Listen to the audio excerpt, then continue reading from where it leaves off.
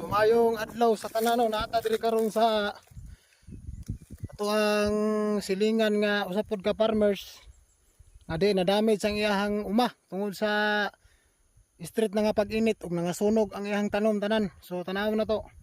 Karon ang iyahang mga lubi ug durian hurot-hurot jud. Karon ang resulta sa area no. Ni pariramram nga susas. Perting sunog gyud kung makita na to nalanta diri sa babaw nga bahin. Kay pabahadam ni siya. So makita na to. Pertig yung luya. Hurot-hurot yun ang mga tanom.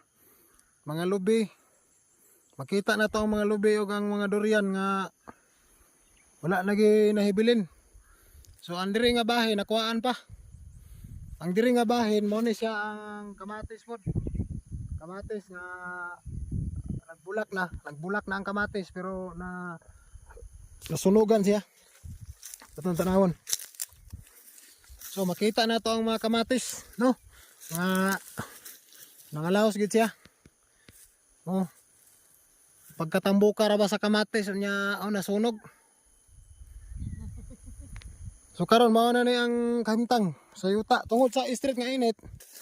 Tungod sa street nga init mao ni ang nahitabo nga grabe ang pagkuyanap sa kalayo.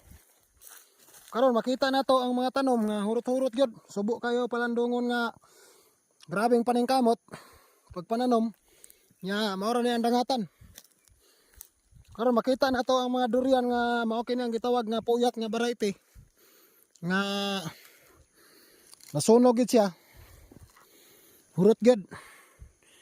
Wala na ang mga tanom nga damage. Upaw jud perting pagkakuan na tungod sa dako kay nga kalayo. Makita na to ang lubi. Sumo ni ang lubi.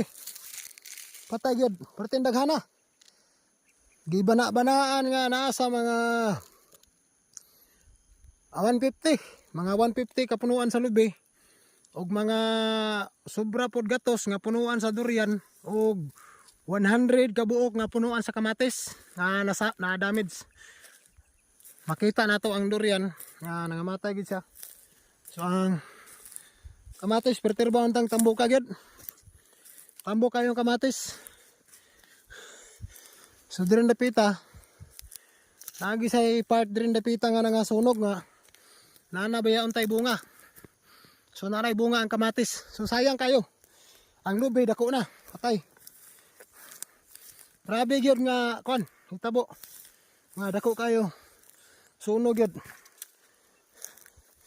So ara ang kamatis nga damage.